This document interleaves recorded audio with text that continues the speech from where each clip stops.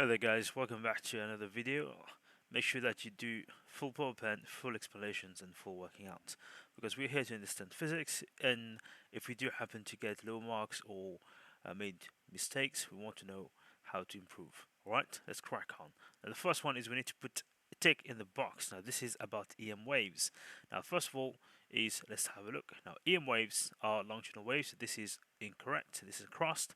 Now EM waves, they all travel at the same speed in free space. Now, free space, this is a vacuum, okay, and this is indeed correct. So all EM waves travel at the same speed, and this speed is light speed. Okay, now radio wave has the longest wavelength. Now, radio is very, very long.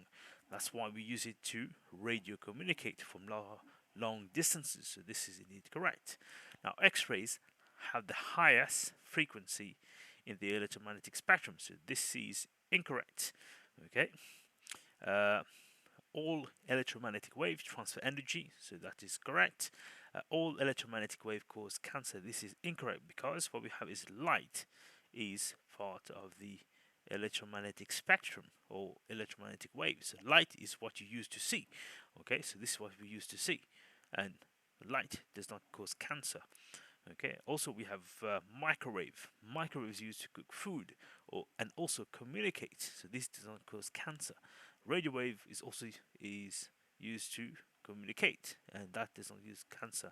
Now, if you got anything wrong, so what we're going to do is we're going to add the spectrum. So we have gamma rays, we've got X-rays, so gamma, X-rays. What you have, we have UV, okay, and then we have visible light, so visible light, and then we have infrared radiation, so infrared radiation, we have microwave, and then we have radio wave. Now this is so from the let's have a look. So if I have to draw it, so frequency is very, very small frequency, and then gets longer, gets longer, gets longer, gets longer, gets longer, and then longer.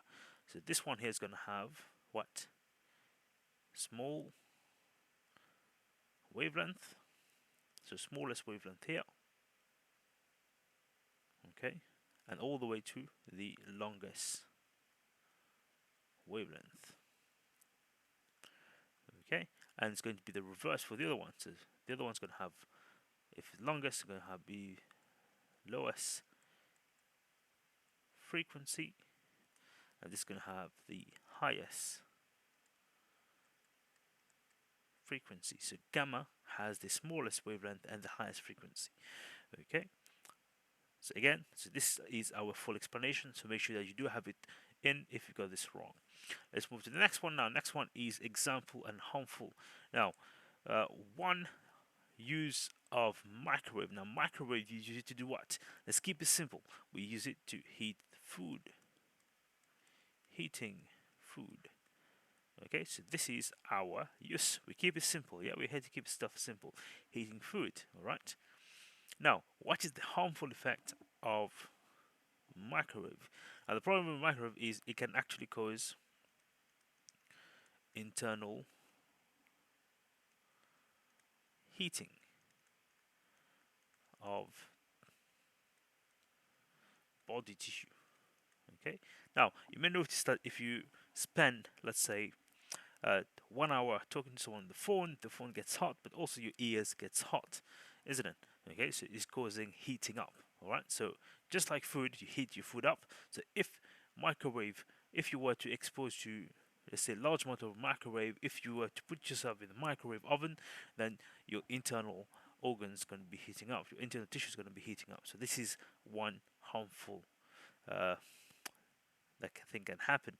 Now, what is the use of gamma rays? We're going to keep it simple. The use of gamma rays, so the first one is to sterilize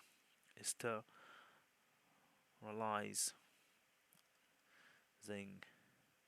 So we use it to sterilize food. Also, we use it to sterilize medical equipment. Okay. All right. So, for example, so you can see it kills like microbes or bacteria as well. Okay. I can also use it for cancer treatment, if that's correct as well.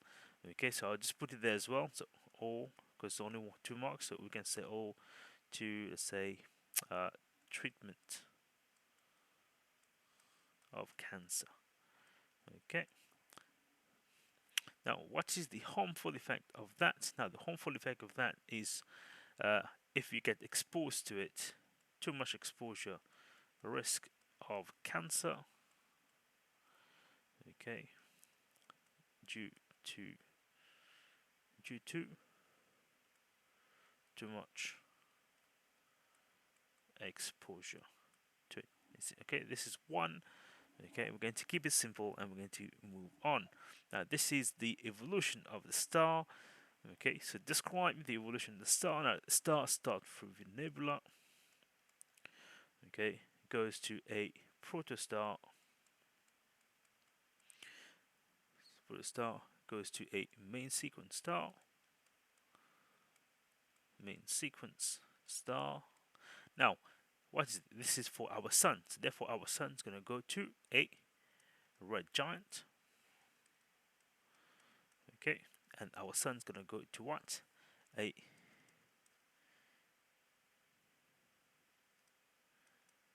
planetary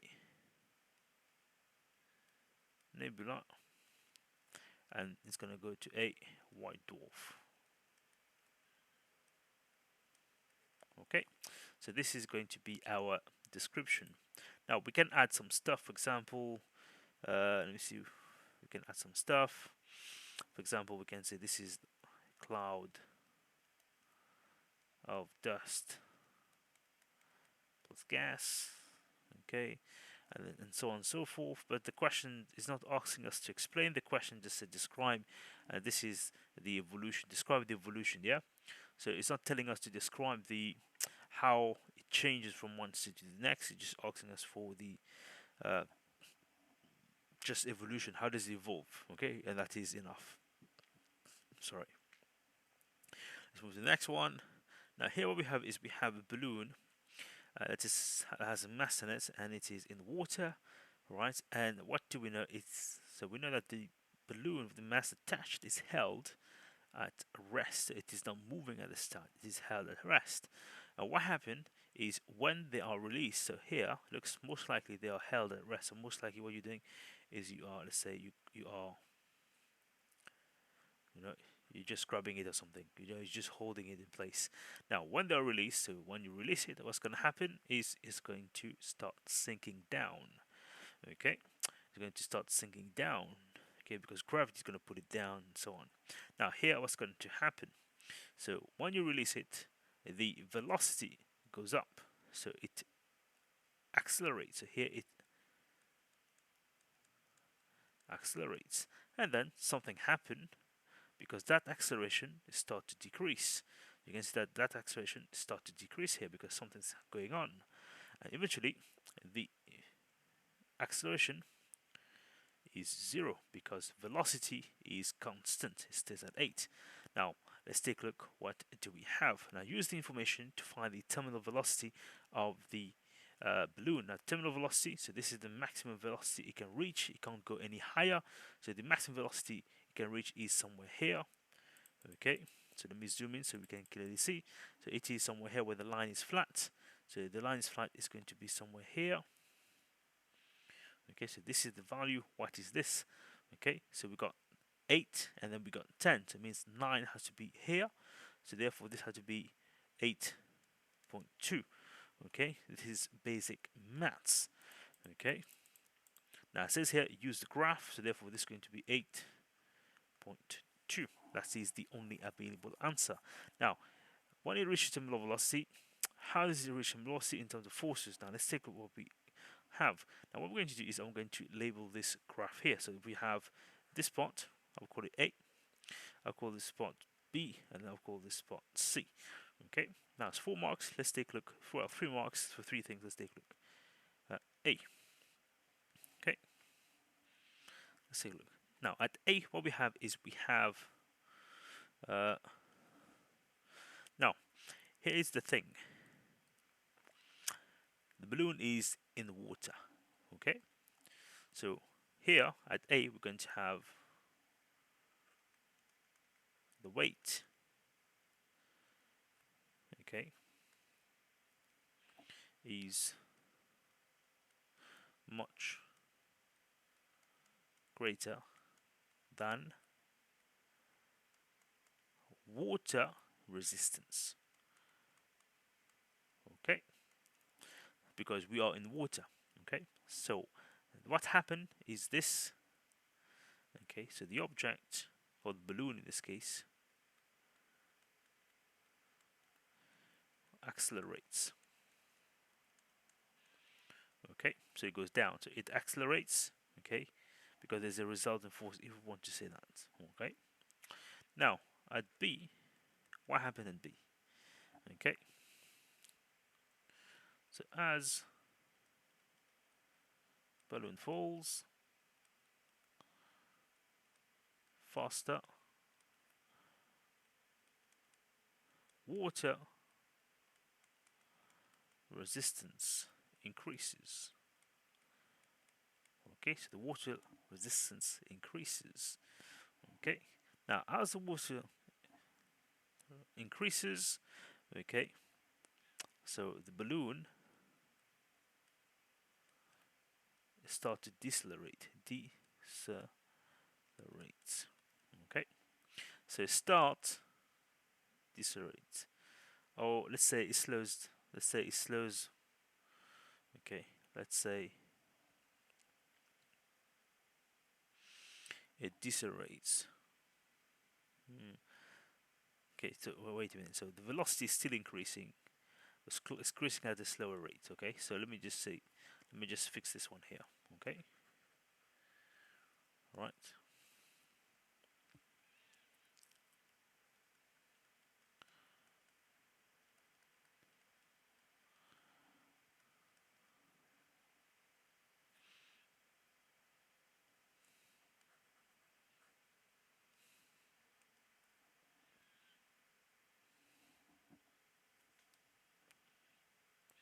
Okay.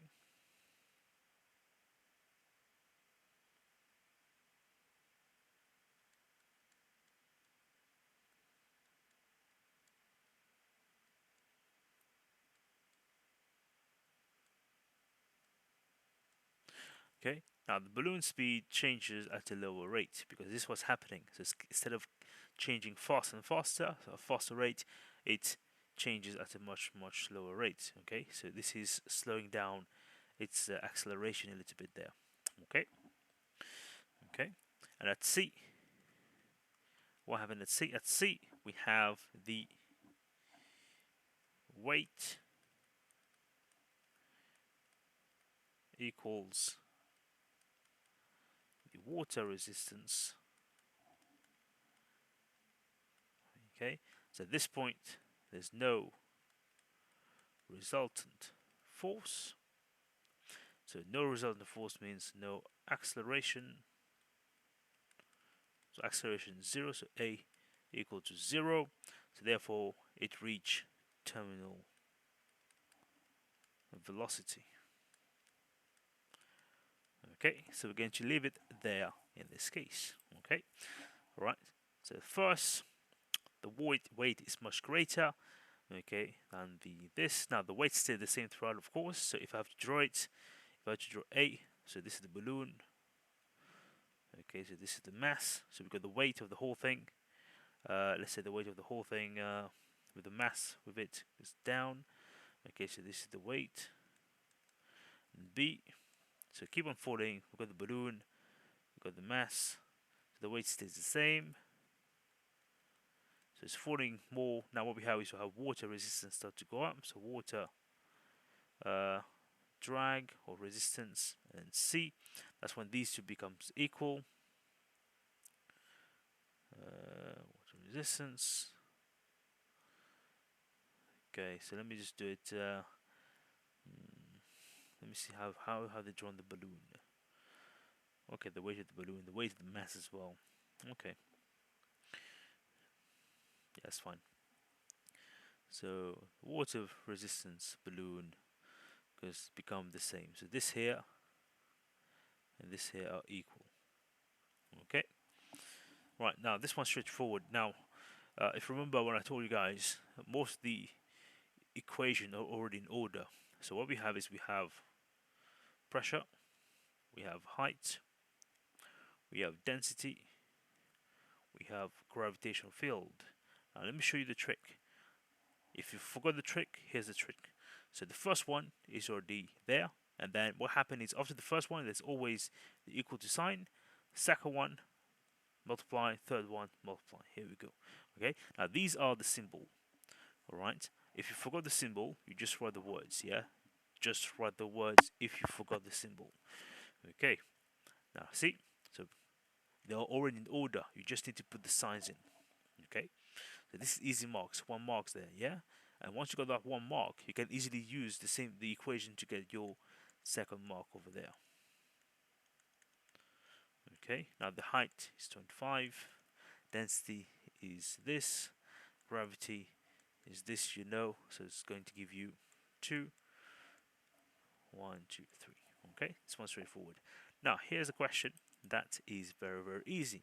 Now total means addition, so you just add. So therefore total equal to 2, which you just calculated, plus,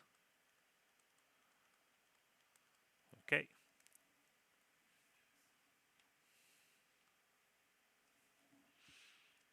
wait, sorry, you need to show. So this is the one. Okay, so this is going to be this one here. So 1.0. Okay, so you add them together. So this will give you 3.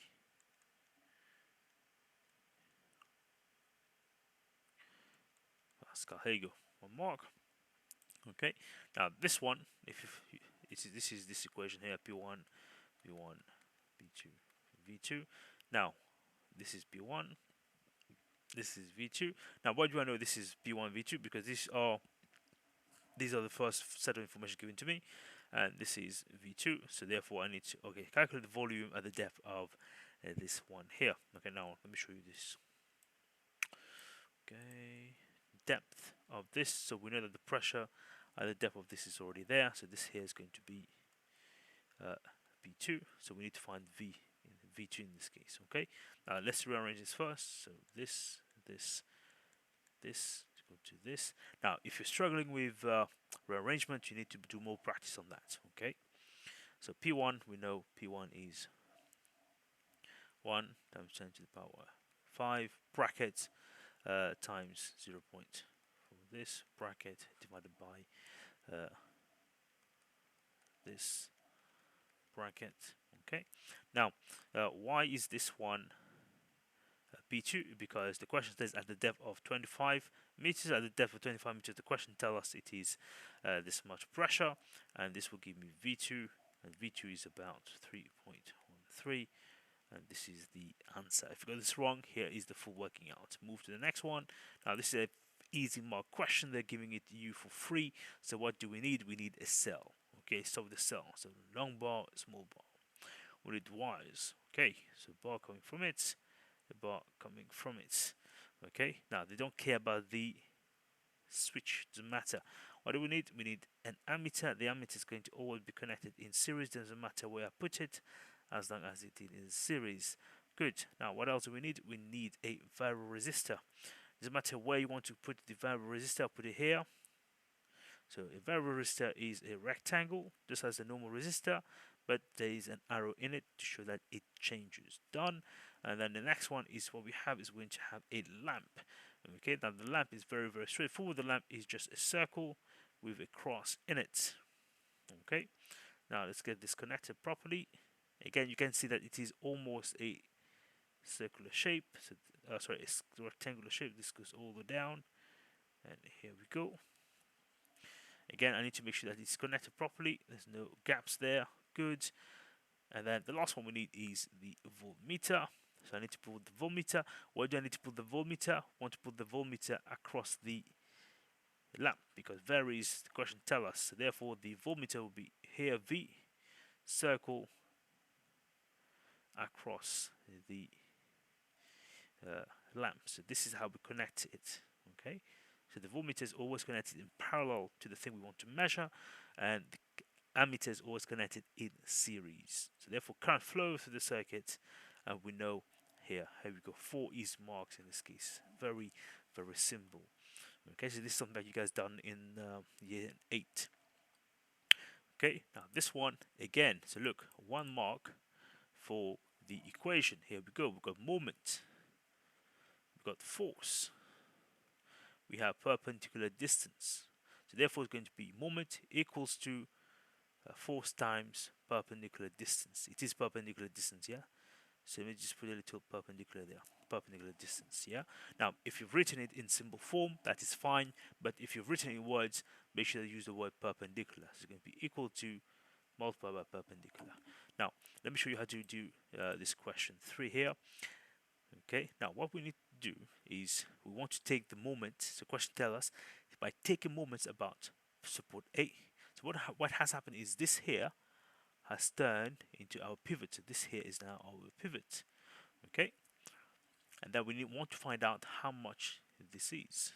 Okay, now let me redraw this for you so you can have a better understanding of what is going on. So what we have is we have the pivot A, pivot, okay, and then we have the lever. Okay, all right, so this is the lever. Okay,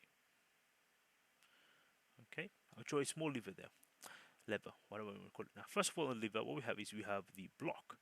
Okay, now the block is somewhere here, and the block is pushing down with a force of, do we know? Yes, we do know, 260 newtons. So I'll write it down here, 260 newton.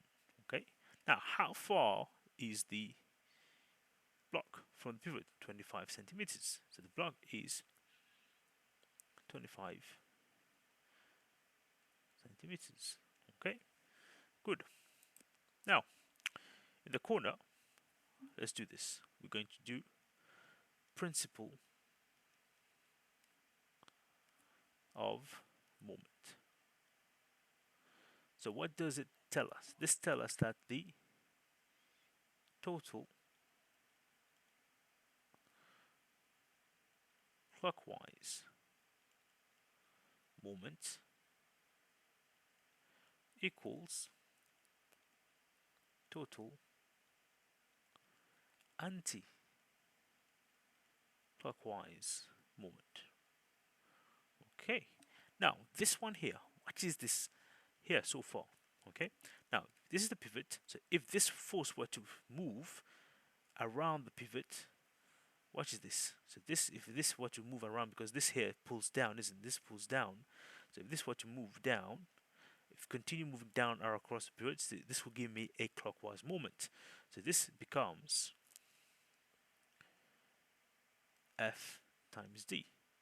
Okay, now F we know, which is 260, multiplied by D, which is distance from the pivot, isn't it? So this is what we have so far. Okay, so this is what we have so far. Okay, now you can ask me, well, sir, can we convert yet? But I'll show you a trick there. Okay, just bear with me. Okay, just bear with me. So I'm going to delete this for now. Okay, here we go. All right, now what we're going to do is we're going to add with the force F now. Okay, now force F is on the same lever. Okay, I'm going to use the same color pen for the same lever. Oh, should I use a different one? Okay, let's use the same one. Oh no, let me use a different one so this way we are not confused. So from the same lever, it is all the way on this side, and it is pointing up, and let me call it F. Now, same thing again. How far is F from the pivot? How far is F from the pivot? Now let's go to the question. Okay, so let me zoom out. So the pivot is here. So how far is F from the pivot? The pivot, it is 55 and 25. Okay, so how much is this? 55 and 25. Okay, so that's 10. That's going to be 80 centimeters. So therefore, F is 80 centimeters away from the pivot. So therefore, I'll write it down here, 80 centimeters. Now, same thing here. If F were to be moving up, and if it's turning about the pivot, so therefore it's going to turn all the way around about the pivot. So therefore, this here becomes the anti-clockwise. So therefore, this will equal to the anti-clockwise, which is F multiplied by D equal to F is the one that we're looking for. So the one we're looking for multiplied by the distance from the pivot. Now look, it says here the distance from the pivot and how far it is. It is 80 centimeters. Okay, and then we keep on going. So this multiplied by this will give me 6,550 equal to F times 80. So this will give me divided by 80 equal to F, and F is going to be about 0.5 F. This will be 81.5, and this is how we are able to solve this question for 3 marks. Again, by using logic. And okay, let's move to the next one. Now, what's going to happen to the magnitude of the force if the block is moved to support B? Now, let's see what's going to happen. So this is the pivot. Okay, we've got this one here. So we're moving the if the block is moved. Okay, all right. So we've got the block here. I'll call it block. And then the same thing on this side, we have B here. Okay, now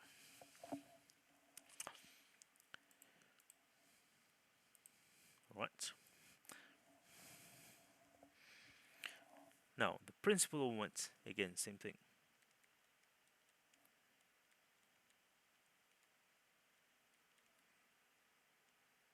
Okay, now for the object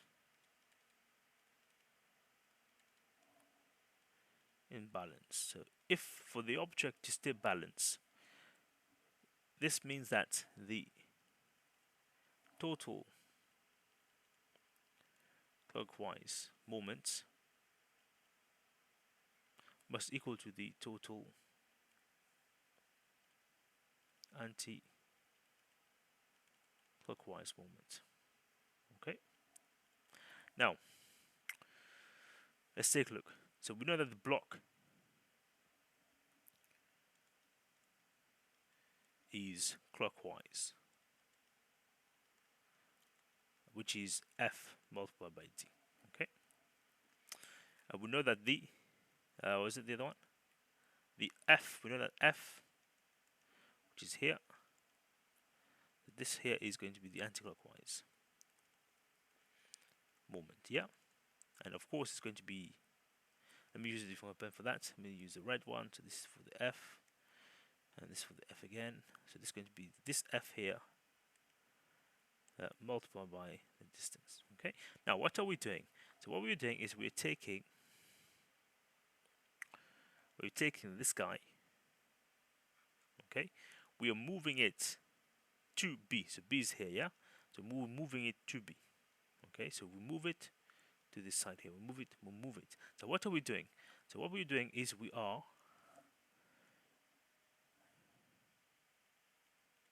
increasing the distance from pivot. Okay, all right. So we're increasing the distance from pivot. Okay.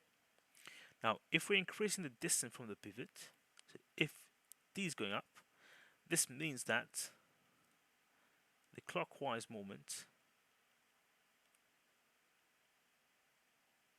increases. Okay. Now, if the clockwise moment is increasing, and we want the object to stay balanced, okay.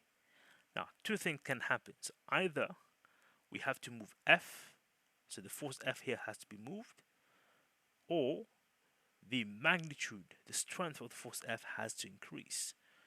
Okay. Okay, so therefore, to stay balanced,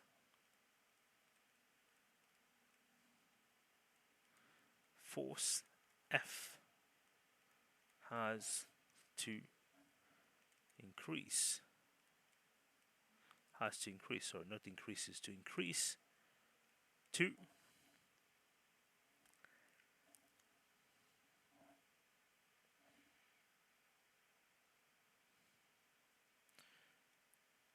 increase the anti-clockwise moment. Okay, now I know a little bit it's a little bit too much for 3 marks, but I'm going I'm going a little bit more detail so that you understand what's going on in the physics. Okay, so make sure that you do have everything in this case. Okay, now here they're giving you a 3 marks there, so we need to draw the weight of the block. So this one's straightforward. So we've got the cable, we've got the block. Now the question says the block, so therefore we're going to have a straight line from the center. This is the center, all the way down here, arrow. Here we go. 2 marks again from the center of the object all the way down. Okay, let's move on. Blah blah blah. What is this talking about? The force, the block also experiences a force due to the tension in the cable. Why does the block remain stationary when it is supported by this tension force? Okay, now first of all, it's 2 marks. What can we say? Okay, now first of all, tension force is upwards, so it acts upwards. And second one, the tension force is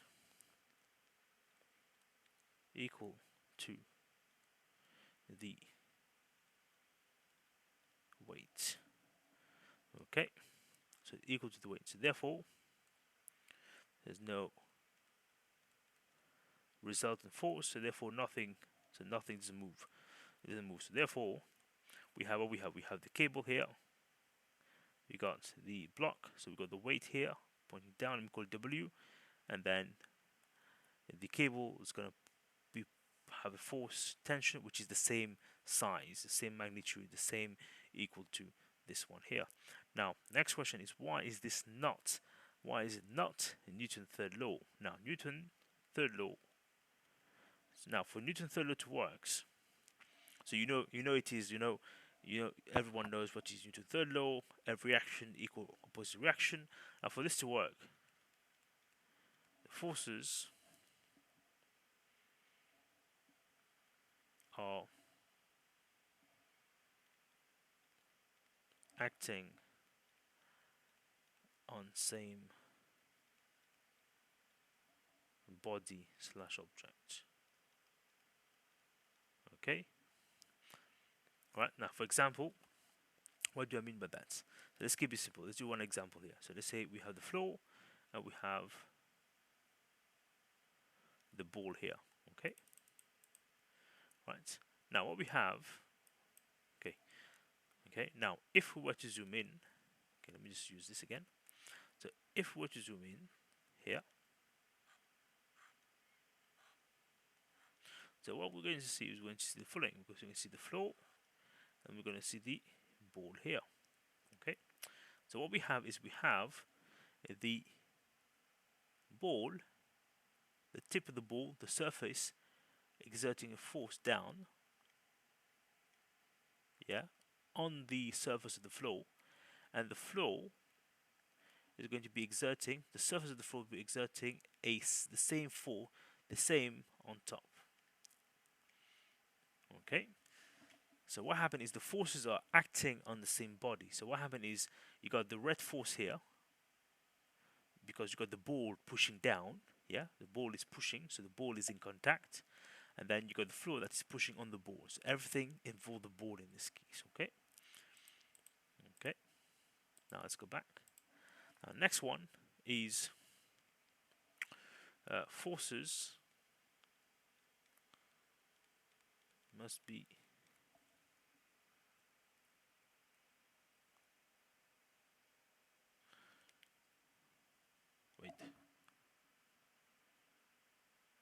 okay, so forces must be same type. Okay, now what do I mean by same type? So here, in case of the ball is pushing and the floor is pushing back. So this is just pushing force, yeah? Let's call it pushing force, keep it simple. Pushing force, yeah? Now let's take another one. Another one is let's say we got the sun, okay, and then we have the earth. Okay, now what we have is we have the sun is pulling the earth in. Yeah, the sun is pulling the earth in, and at the same time, the earth is also pulling on the sun. Okay, now this here is pulling forces due to gravity. So this is due to gravity because the sun has gravity, so it's pulling on the earth, and the earth also has gravity, so it's pulling on the sun. So these two are the same type. This is like due to forces of gravity, in this case same type. Okay, so here they're pushing forces, but in the question it is not the same type because what we have is weight, which is due to gravity, but we have tension. Tension is from the cable, nothing to do with gravity. Okay, so forces must be of the same type. Okay, okay, brackets, same type, same type, come on, same type. Here, weight and tension are not, okay, are not the same type.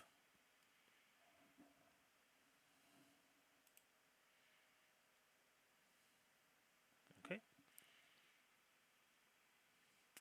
all right, and we can leave it like that. Yeah.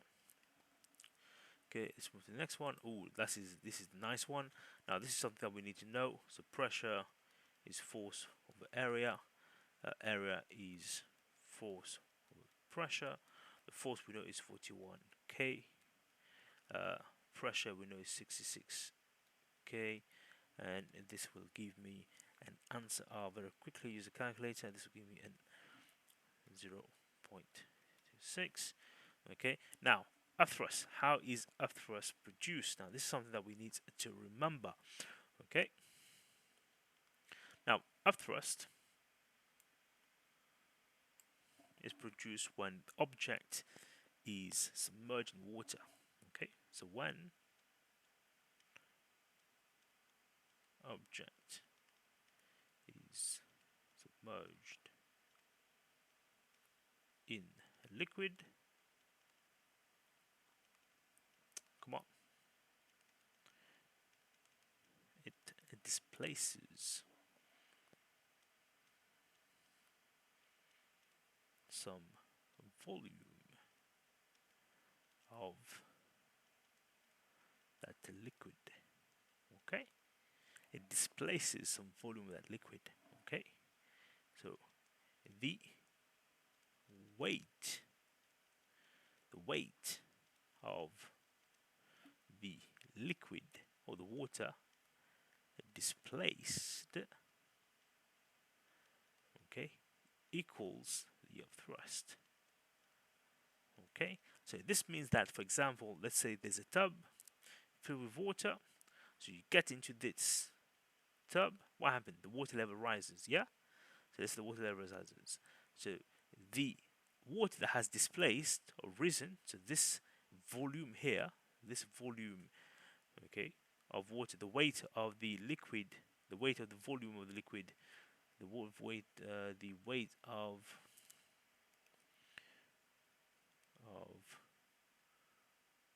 volume of liquid displaced. Okay, this volume here of water has displaced. So if we were to take it and put that water on, let's say, on a scale, okay, and this scale will give us the weight. For example, let's say if the scale, let's say the weighing scale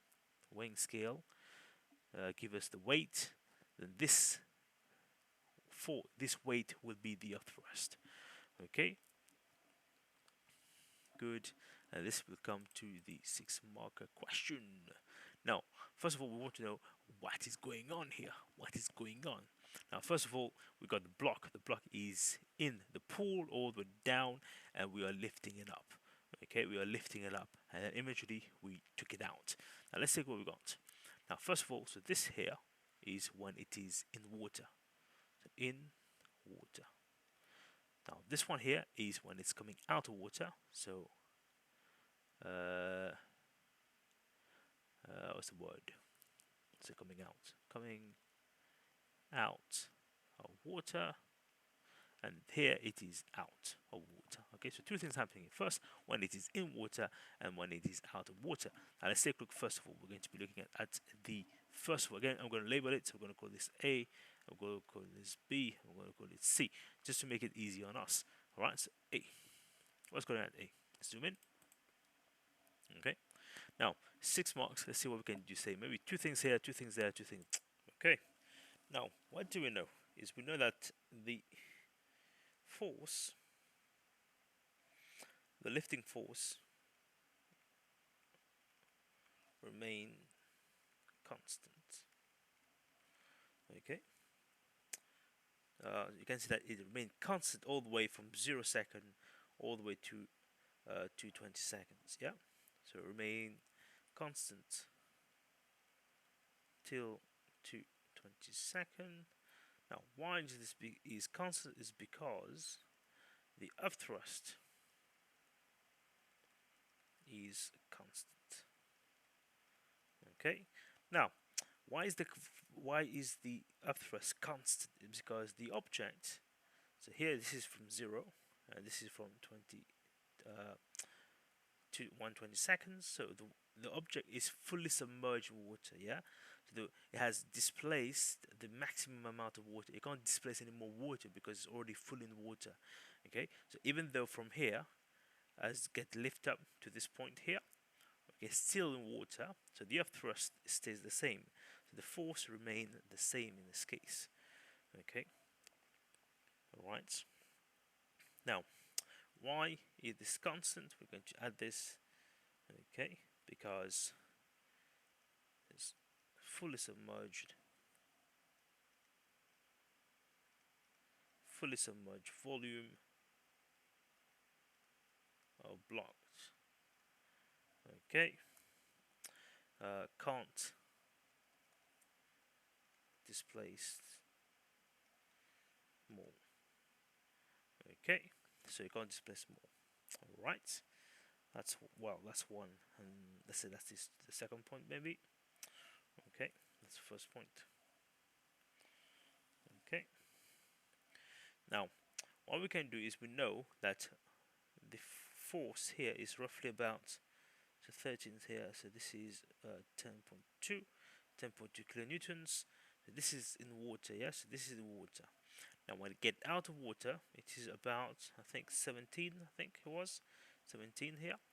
Okay, judging from this point, 17. Okay, so the force is 17 outside. So outside in air is 17 and here is there. Okay, so what we can do is we can actually find out the upthrust, how much is the upthrust in this particular case. Okay, now let's go back to B before we add any new stuff. Let's keep it simple. Yeah.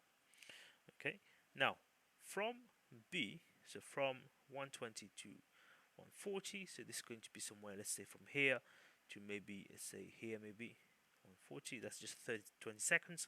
So the block is getting out of the water. Okay, some part is still in water and some part is getting out of the water. Okay, so what I'm going to say is we're going to say block emerges from water. Okay, now here we're just stating the obvious, yeah, so we're not going to get marked there, I'm just stating the obvious. Okay, so let's zoom in, so and then we can add the missing stuff. Okay, now what we have is we have the upthrust decreases. Now why is the upthrust decreases? Is because we have less volume being, oh, misspelled being there. Can I just, where is the thing? I can't do that. Less volume, less weight, less volume displaced. Less volume of block displaced. Okay. Okay. And then what we have is we have the force, the lifting force, which is in the cable. This is going to increases. Okay. because now the earth thrust is getting weaker. Okay, so if you got the block here, okay, now less of the block is in water, so there's less water displaced, so therefore the earth thrust, it was pushing up, is less now. Okay, so therefore the force in the cable need to increase to make up for the missing forces up. Okay, right, so we need to add C, isn't it? C, okay, I don't have space, I'll add it there. Okay, now C, the water, the block is out of the water. Okay, so completely out. Okay, block completely out of water. Okay, completely out of water. Okay, so here there's no up thrust. So up thrust only in, in the liquid, so no up thrust at all. Okay, now why is it constant now? Is because the force cable is equal to weight of the block. Okay, right.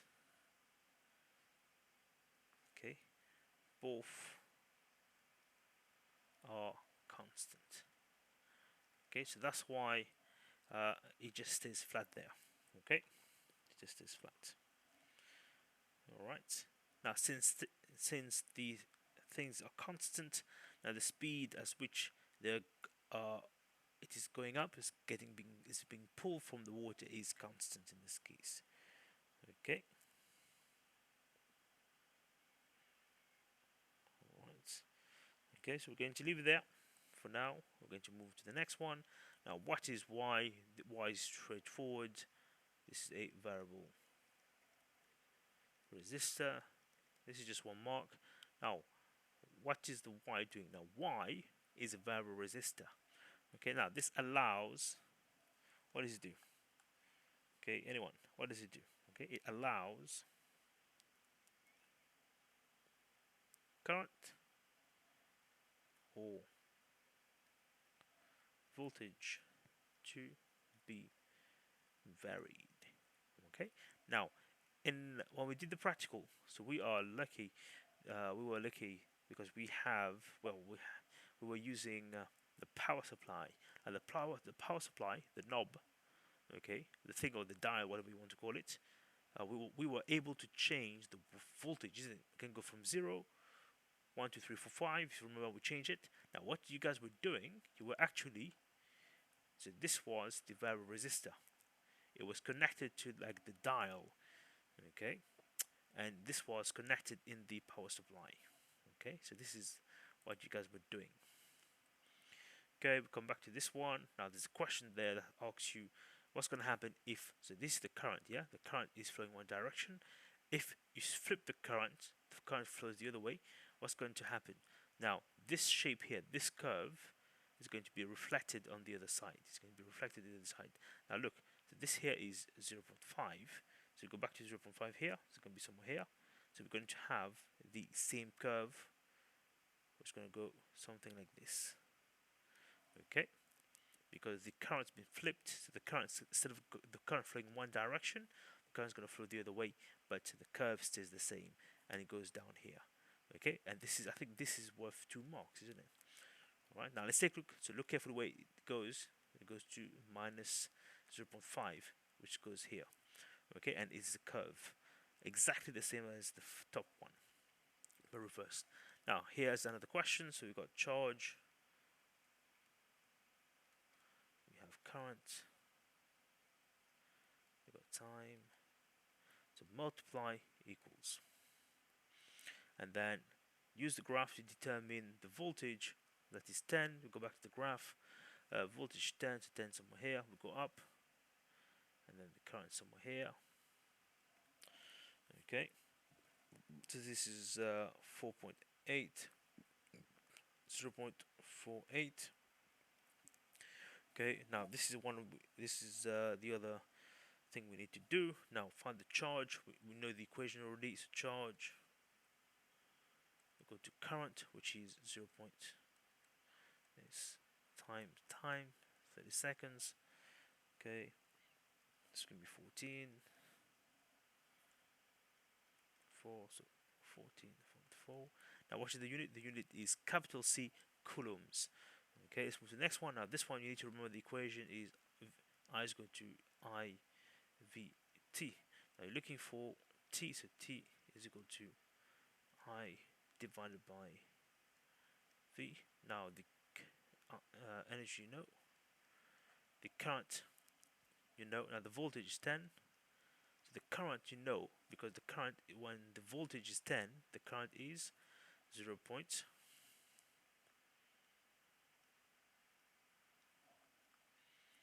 And you get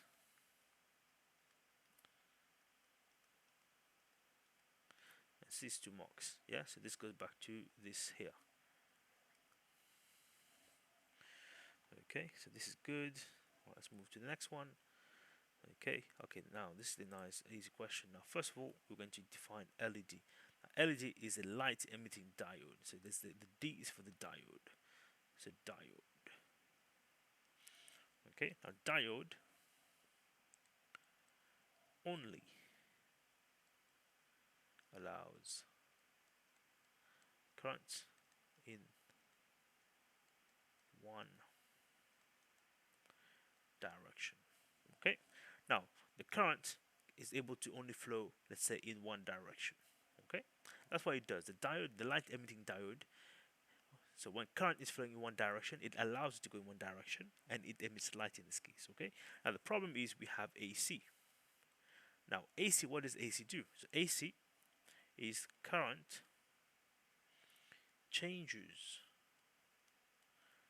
direction. Okay, so for example, AC means if the current is flowing this way, okay, the current can then flip and go the other direction. Okay, and the thing is, the diode only allows current in one direction. So it means that when the current is flowing in one particular direction, it's going to light up. But when the current changes direction, because the current is AC, then it will not light up. Okay, so the LED not light up when current is in reverse direction. Okay, excellent. Okay, now this one should be straightforward. So we're going to use a balance for that. Okay, because we're measuring the mass, we need to balance. Now this one we're going to do what? Take repeat plus average. Okay, so we're going to do multiple repeats and then take average. Okay, done. Alright, so density we know. Density, mass, volume. Okay, now there's 2 ways you can do that. If you don't want to convert the question, now it doesn't do that. So we're looking for the mass. Then the mass is what? The mass is, we need to find the mass. So we've got the mass of the empty. Okay, so it can be 15, 6, take away 15 divided by the volume. This will give me 0.012. Now the question says to SF. Now the unit is grams centimeter cube, so gram/centimeter cube. Okay, so this is the answer. Yeah, let me just write this properly so you can see. Okay, grams. Yeah, or if you converted it, so it's going to be all 1.2 kilogram/meter cube. Okay, so either you convert it to this one or to this one. Okay. Okay, alright, so this one's nice and easy. Okay, so first of all, what we want to do is we want to have a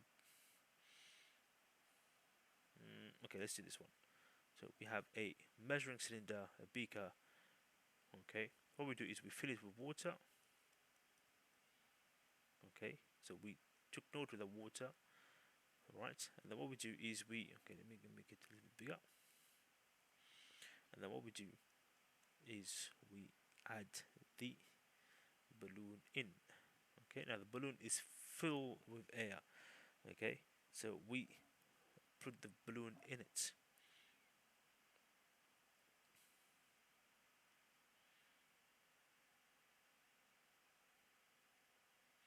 Okay, and what's going to happen is the water level is going to rise. Okay, now some of you are going to say, oh sir, the balloon's going to float because it's full of air, blah blah blah, and so on and so forth. Or you can actually just, you just use a stick if you want, a very very thin stick. So this way you just like, stick it in place in this way if you want. Okay, all right, so the balloon.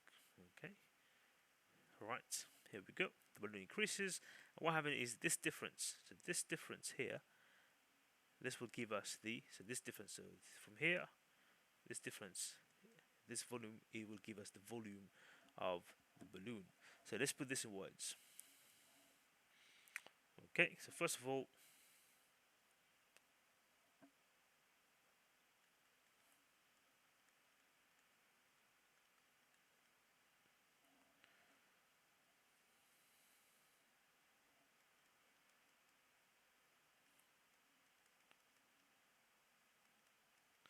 fill it with water.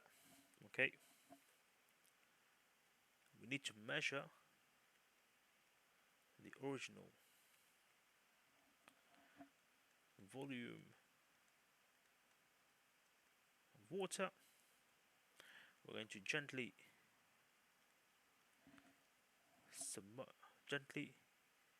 fully submerged,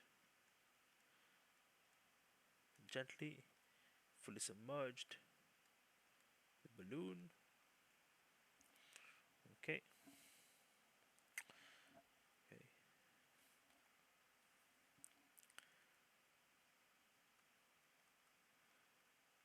Water level rises, and then we need to measure the new volume, and then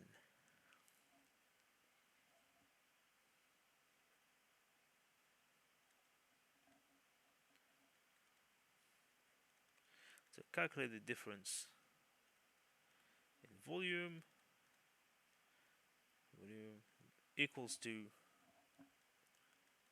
volume of balloon. Done. Again, three marks. Yeah, normally this should be by 4 marks there. No problem. Here we go. Now this is where some people messed up. Now the amplitude is what? The amplitude is, so if the wave is always split into half. The amplitude is this. If you got this wrong, here we go. Amplitude is from the midpoint to the top. So this here is the amplitude. It's also from the midpoint to the bottom point. So this here is also the amplitude. Now you must use a ruler to measure this one here. Now the masking allow, so anything, so from 0.8 to 0.9, that's what the masking allow. If you go beyond that, then you messed up. Now the wavelength, what is the wavelength? I will use a difficult pen for that. The wavelength is from one peak to the next peak. So this here is the wavelength. You can also go from one bottom peak here to the next bottom peak here. Okay, this is also wavelength. Now for this one, the masking allows from 3.9 all the way to 4.0 in this case. Again, if you mess this up, make sure that you label this properly and you move on.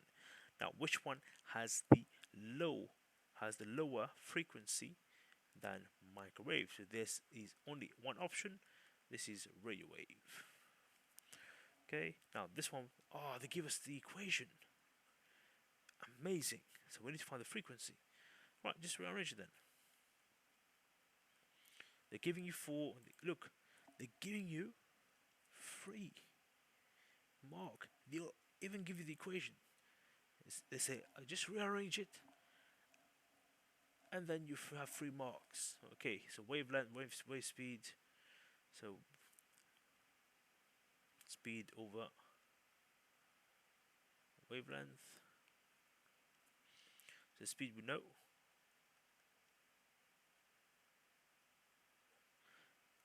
Okay, now look, centimeters. We need to turn this to meters. Okay, so it's going to be 0.0 so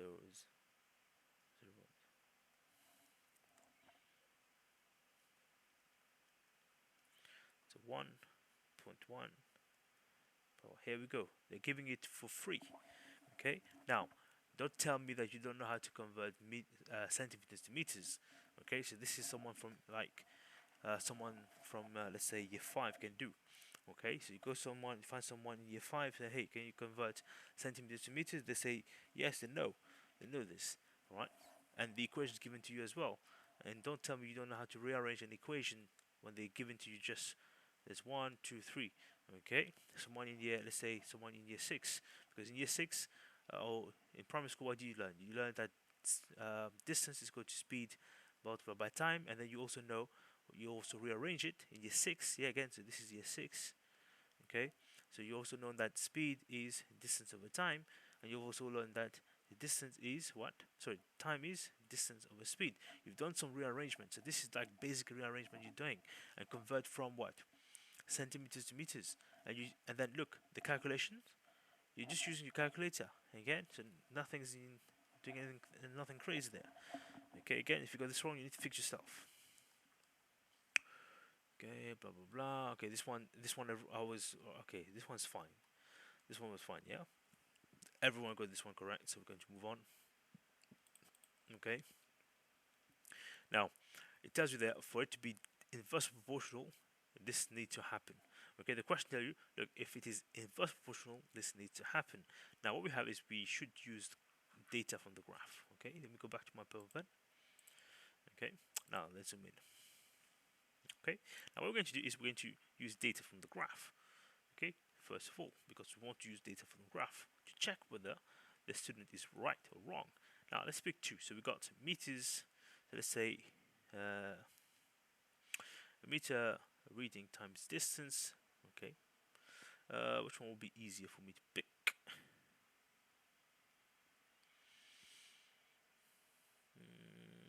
Let me just pause and take a look which one's easier for me to pick. Right, so pick one. So got 60, and this one here. So therefore, the first pair is going to be 60 multiplied by the distance in centimeters. We got 11, 12, 12.5. So this will be 12.5.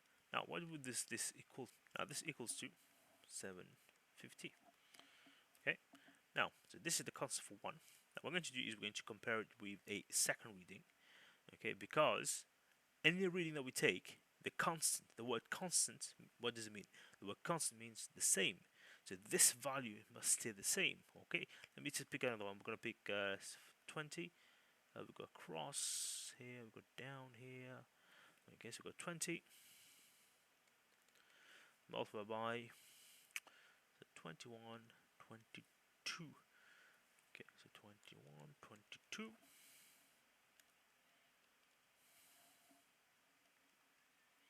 Okay, interesting. Okay, interesting. All right. Okay, now 4.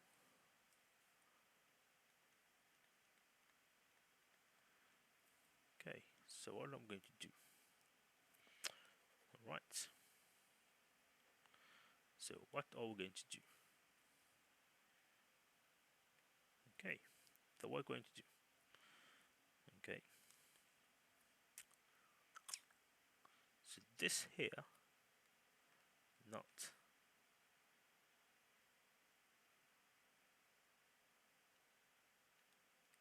same value. So this here, they're not the same value. Okay. So not a constant. So therefore, okay, relationship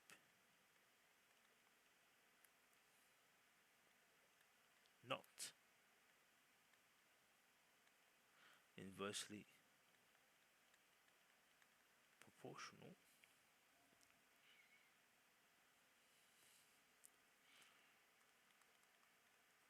student is wrong. Okay, because what we've done is we've used the data just like the they want us to do. We use two data. The first one we got this one, and the second one we got this one. Now the thing is, they're not the same value. They're not the same value. Okay, so therefore they're not. It is not a constant. So therefore the product is not a constant. Okay, so what we're going to not the same value. So meter reading multiplied by distance, not a constant, so therefore the relationship is not inversely proportional, so therefore the student is wrong. Move on. Okay, now this one's straightforward. Find the resultant force. Now resultant force is one force to tell us everything about the object. So we've got the object here. Now one force, where is the object going? The object is going up, so therefore it's going to have one force up that tells me everything. So this force would be the resultant force. So resultant force is going to be 28 minus 1.6. Okay, this is 26.4. Here we go, so 26.4. Okay, now here we go. This one's straightforward again. So we've got the resultant force here equal to mass. Oops. Okay, so we've got the resultant force here. We've got the mass. We've got acceleration. What is the sign? You should know the sign by now. Equals multiply 1 mark. Now let's do this. Find the acceleration. Again, here's the equation. So we use the equation A is equal to F over M. Resultant force we know. 26. This, the mass we know. Now the mass must be converted to kg. Okay, so it's going to be 0.16. How much do we get? 165. This is the answer. 3 marks. Gift. They give it to you as a gift for those of you who can take it. Now what's going to happen here as it takes off? Now let's take what we've got. So we've got the this here first. Full with fuels. Okay. And eventually what happened is the fuel going to run out. So it gets empty. What happened? Let's go back up. Now you got the weight 1.6. Okay, so this the weight is here. 1.6. Now what's going to happen? What do you think is going to happen?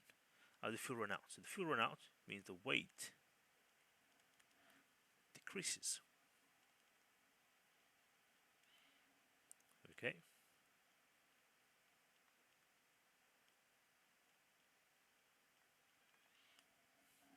Right. What else is going to happen? Now, so far, what we have the up thrust, isn't it? It tells there, blah, blah, blah, assume that the thrust force stay the same as burns the fuel. So the up thrust, which is 28, stay the same. This goes down. What's going to happen? Now, this means that there will be more air resistance. Sorry, resistance. More resistance. Okay. Okay. Now, as the weight is decreasing, what's going to happen is the resultant force going to change. So the resultant force changes. Okay. Now, why? What happened is before this was 28 and this was 1.6. Now, as the weight is decreasing because the fuel's running out, so let's say the fuel's run out, the fuel become half. So this is going to drop down. Let's say, for example, this case goes to 0.6. Okay. If this goes to 0.6, then the resultant force is going to change. Okay. And of course, there's going to be more air resistance in this particular case. Okay.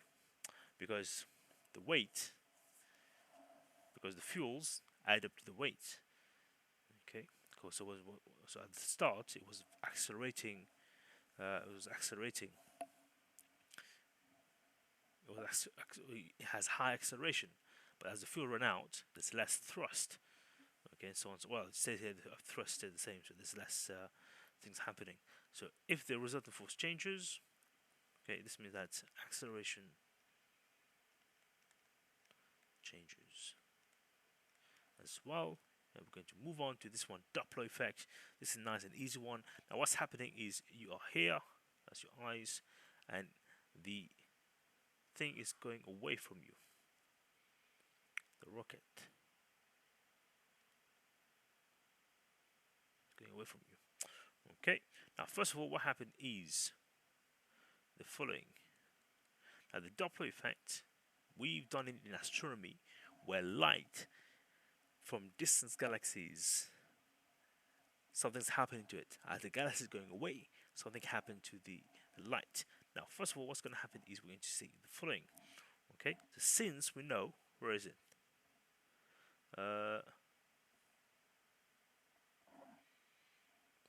Makes a sound with constant velocity, but speed, blah blah. People notices what they hear. And it develops because the observer to change the frequency to change. Okay, so how will it change? As it is going upwards, okay, it's going upwards, so it's going away from you. Okay, so fireworks moving away. Okay, now what happens is the frequency decreases because they're going away from us. Okay, the frequency decreases. Now if the frequency decreases, what happened? The wavelength increases. Remember, so the wavelength is increasing. Okay, now so when we apply this to light, the wavelength that is increasing get redshifted, isn't it? It turns red, but here it's just with the with sound, so the wavelength increases. Okay, now what happens is the speed of the wave, okay, unchanged. The speed doesn't matter, the speed is still the same. Okay, it is these two things that are changing. Okay, now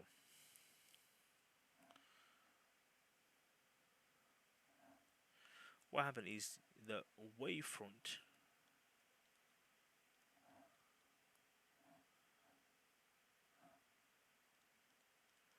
behind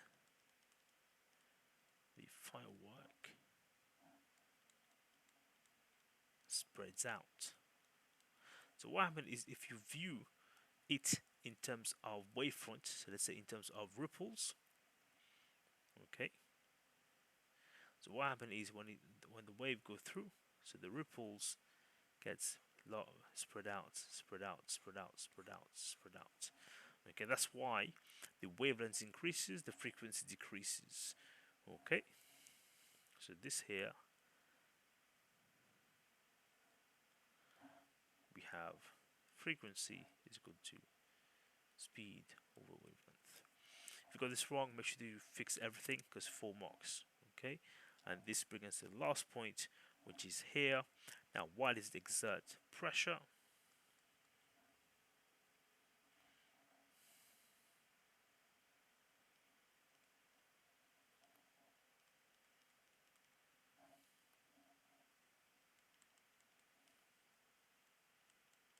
They collide with walls of container.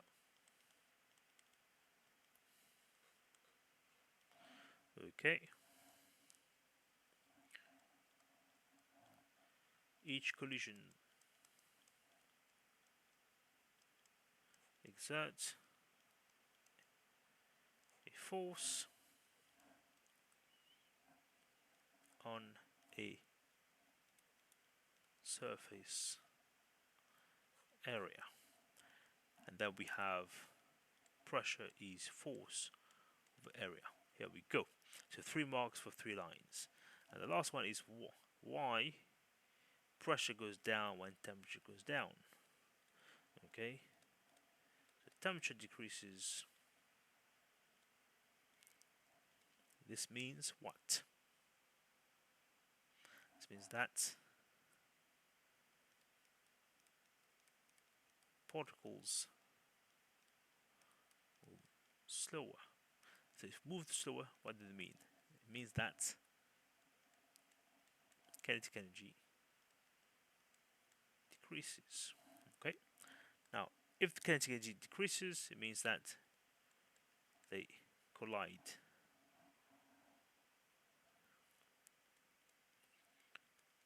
Less frequently with walls. Okay, and this leads less force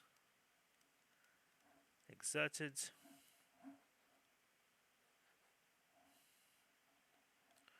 on an area, so therefore less force.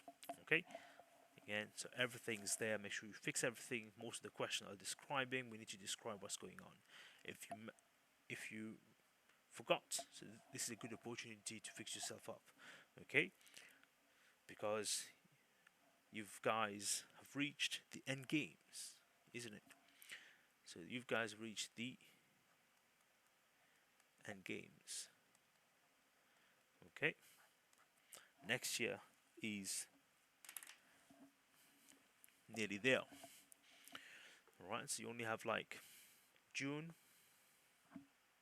It's gonna be over soon, July, and then you come back year 11. You know, a few topics to do, and then by this time next year you'll be already be sitting. Maybe you've already sat, let's say half of your GCSE. Okay, you need to fix yourself up. If you're still sleeping, you need to wake up now. Okay, because by this time next year, it's already too late. Okay, so the earlier you wake up, you fix yourself, and the easier it's going to be for the future. Okay, now remember this: use your past to help you with the present. What you do in the present will help you for the future. Okay?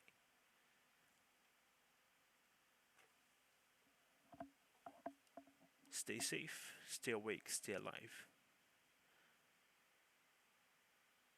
Fix yourself.